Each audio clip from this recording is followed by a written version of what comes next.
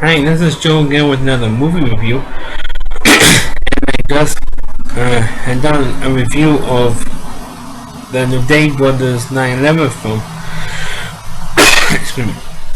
And so I decided to do another review of a 9/11 film, which I consider to be one of the better 9/11 movies, other than, of course, the one I just previously reviewed with the New Day Brothers. And that was, of course, this movie United 93. And this is, of course, the story of the only flight that was hijacked that didn't hit its actual target. And it does have reenact the whole thing. As a matter of fact, the movie's length, it's about an hour 50 minutes, an hour 55 minutes. It's about exactly how long the flight 93 was, how long the flight was in the air. And it does have some actual people who actually were involved in the 993 on the day of 9/11. I'm talking about the people. Now, obviously, the people on the ground, since the people who were on the flight were all killed. Because this was the flight that landed in Pennsylvania, in the field of in Shawshanks, Pennsylvania. I'm talking about the people who were involved with the FAA in Washington D.C. as they were observing this thing, and all the people on the ground. But of course, one of the actors who portrayed one of the people who were on the flight, of course, later on was an actor on the Boston Legal television show. The guy who had that autism disorder, whatever. The guy with the named Hans was his nickname.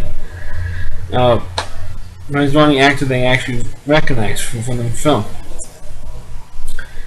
He played one of the passengers on the flight. But in terms of the movie, it's definitely very, very realistic of what happened. How accurate it is, could be a debatable point. Because we really don't know exactly 100% what, minute by minute, what the events were that happened on the flight. But in terms of being as accurate as it is, it's really scary at how accurate the film actually is with the incidents that happened on 9/11. In terms of the film, it's a damn good movie. I do remember when it came out. I believe it came out like about 5 years after the attacks, and people at that time, like what the film that I previously reviewed with the Day Brothers documentary, people were complaining, "Oh, it's too soon to have a movie on about 9/11." Well, how about all those movies involving World War II that aired during the late 40s and throughout, pretty much throughout the whole 1950s and even into the 60s? That's about almost every other film. It came out. There was a war movie, was a World War II film. So how about all the people who lost somebody in World War II? Actually, of course, it wasn't born in the 1950s or 60s, so I really don't know if there was any stink over all those war movies that came out during the 50s and 60s. How about that? That was not too early? How about the movie that I previously reviewed, Tor? This came out, I think, in the 1971 and 72, which covered the attack of Pearl Harbor. I didn't know anybody at that time complained who lost somebody, a relative at Pearl Harbor, complained, "Oh, you shouldn't have make a movie on the Pearl Harbor attacks." Time was different than now. It's a little more sensitive. People more sensitive today than they were back in the 70s. When Tor came out, or during those movies in the 50s and 60s, all those World War II movies. But in terms of the movie itself, it's one of the movie is really, really strong. I mean, it's very low background music that was played. The only time there was actually, and it is filmed kind of like a documentary, like you are actually witnessing it happening in front of you. but it's like you almost feel like you're experiencing it, kind of like the movie Titanic, James Cameron's Titanic film, where you feel like you were going down with the ship. That's what I felt when I was watching this film. That I felt like that I was being hijacked, when I was watching the events of 9/11 unfold on my television screen, on the movie screen. But in terms of the movie is a very good film. I think this movie was nominated for the Academy Award for Best Picture. I believe it was. But unfortunately, of course, it didn't win anything. Because I'm sure that if they blame Bush for 9/11, President Bush for 9/11, it will win. Like the stupid movie by Michael Moore, Fahrenheit 9/11, which he won for Best Documentary because he blamed Bush for everything. The liberal piece of crap that Michael Moore is. He can't die. Michael Moore, I hope he gets a heart attack any day now because he's so fatter than I am. But in terms of 1993, it's like lost, forgotten film. Everybody remembers the Day Brothers film because they covered both planes going into the World Trade Center. But you shouldn't overlook United 93. And the one thing that we like about this film is the documentary and so on, which is like almost an hour long, where you have some of the actors who portrayed some of the doomed passengers visit the actual relatives of the people who they were portraying. And I thought that was a pretty emotional part of the story. And I felt that I don't know how many times it's actually happened in history where a movie is based on an actual event, and the people the actors who play the real people visit the family's relatives, or the people who they play. I never even heard of that happening. I think that was an idea from the producers and director of the film. So I got an idea. Why don't we do a documentary where you film when they're going along with the movie, then you visit the relatives of the people who you portray in the film. I thought that was a brilliant idea, and they spend like a day or so with the family, and they tell stories and they learn more about the person who they played in the film, which I thought was a terrific thing that the actors did to meet the families, to do that portray, and it was a terrific idea that it was filmed.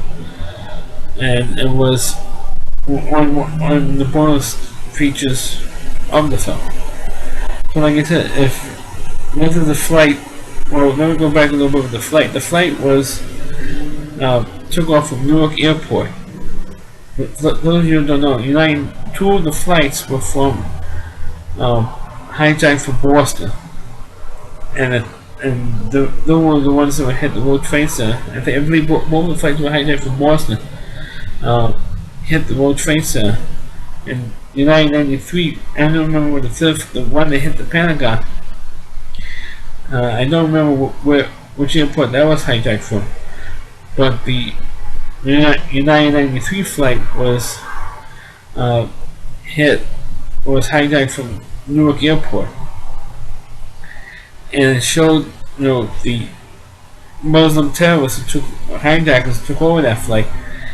And the guy who was kind of like the nerdy geeky guy of the three terrorists. I think it was like 3 or 4 terrorists total that took over United 93. And kind of want to come more like an intellectual type. They wore glasses, it was real skinny, they wore like business-like the guy. And the other 3 said, "How come we haven't hijacked the plane yet? How come we haven't attacked?" Well, wait. Because the guy who mostly flew the plane, after it was hijacked, he was very hesitant to do it, or to go through with it. But the other 2 or 3 that were gung ho to do it, let's do this thing. And then they got word that the World Trade Center has our brothers did their mission. Now it's time for us to do ours. and it was alleged in the film. I don't know if it was actually true or not, because the plane crashed in Pennsylvania never made it to a target. But it was a plane in the film. I think it was also a plane by the 9/11 Commission that United 83 was supposed to hit the Capitol building. I'm surprised with that, and not the White House. You expected they possibly hit the White House. One of the flights that was supposed to go to Washington D.C. You expect one of them to possibly hit the White House, and then go after the president. No matter how you feel about Bush, you expect terrorists to go after the president of the United States. No matter if it's a Democratic or Republican, you expect them to go after them instead of hitting the Pentagon or the Capitol building. But that's what was implied in the film, and it also showed the buildings that got hit, the military trying to scramble, saying it was trying to get the order to knock down any suspicious airlines, and trying to find all the airlines and trying to track every single airline, see if they were alright. And there was a couple of them with the couldn't contact right away, and they're trying to find them. And then meanwhile, they found out that a quote-unquote small plane hit the World Trade Center, which we knew it wasn't because of the size of that hole. You know it wasn't a small one pilot or a co-pilot or two passenger airplane. It was a hole big enough for a commercial airline.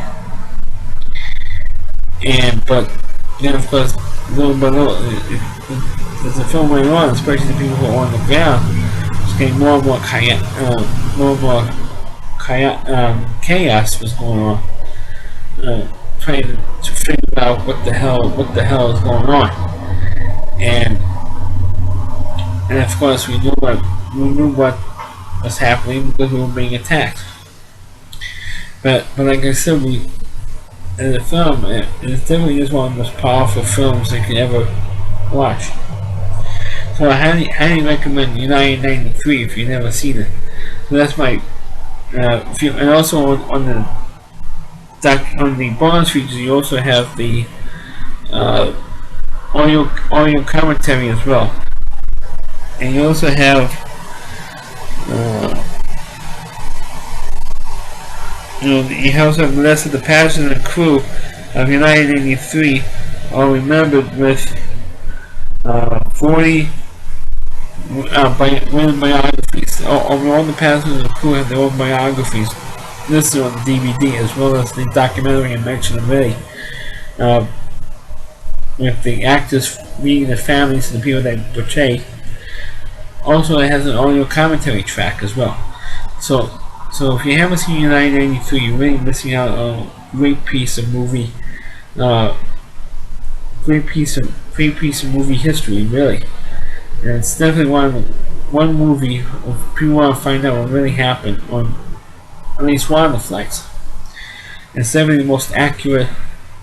I feel it's one of the most accurate, not the most accurate film of the 9/11 attack.